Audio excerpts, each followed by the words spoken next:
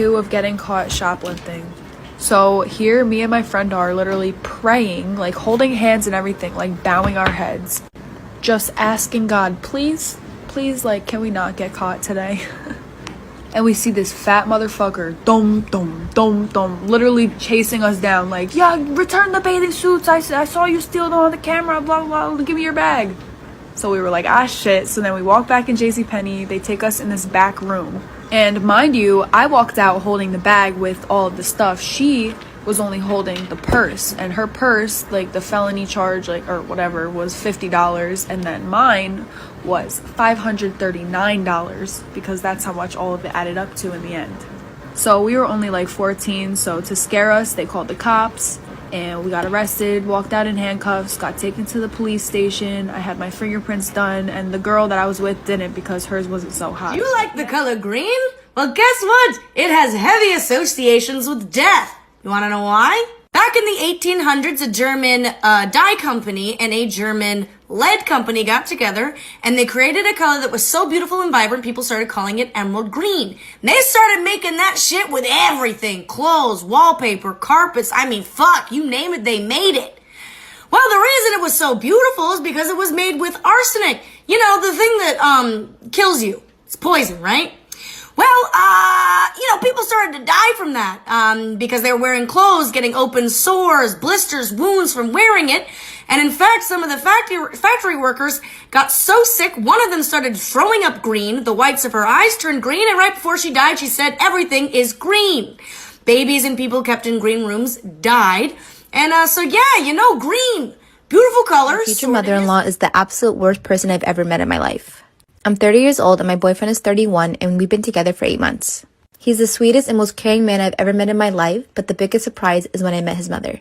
I'm a natural redhead, so when we sat down for dinner, she asked me if my parents had the same color hair. And then she proceeds to ask me, does the carpet match the drapes? I looked over to my boyfriend, who seemed equally as shocked, but he didn't say anything. And when I didn't respond back, she said, don't worry, I'll ask my son about it later. She then went on to attack my appearance and said my hair was too curly and I really needed to learn how to run a brush through my hair and think about my appearance more when I'm out with her son. And when I lost my appetite, she told me it was a good thing that I'm watching what I eat because it would be a shame if I got any bigger. This was my first meeting with this woman, and as soon as I got into my car, I burst into tears until I got home. I told my boyfriend I needed some time. He went into apology overload, and this started by sending me flowers to my office every day and leaving me messages. He said he spoke with his mom and promised this would never happen again. With this reassurance, I decided to give it another chance.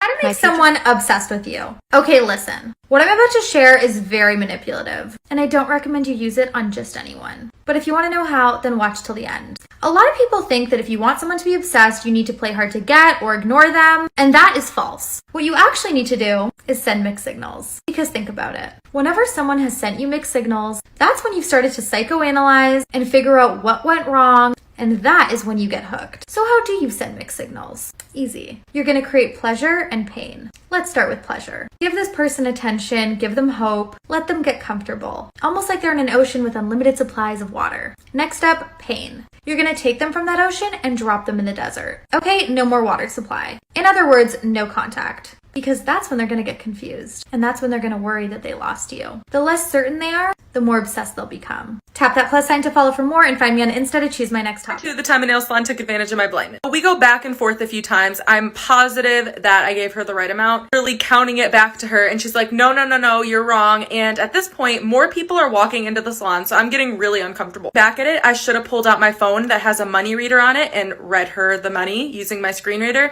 but I was super uncomfortable and more people were walking in, and I just wanted to leave it at that. My sister was paying somewhere else. I had no idea where she was, and I didn't want to call out to her or anything. So when we got home, I wanted to double check that these people were actually scamming me. My sister helped me look at the money, and aside from the amount I paid for my nails, obviously in the tip, I was missing $20. We can learn something from most situations, and this situation just taught me to not carry around cash. I never went to that nail salon again. I actually got my nails somewhere else today, and I think they look pretty good. I mean, I can't see them.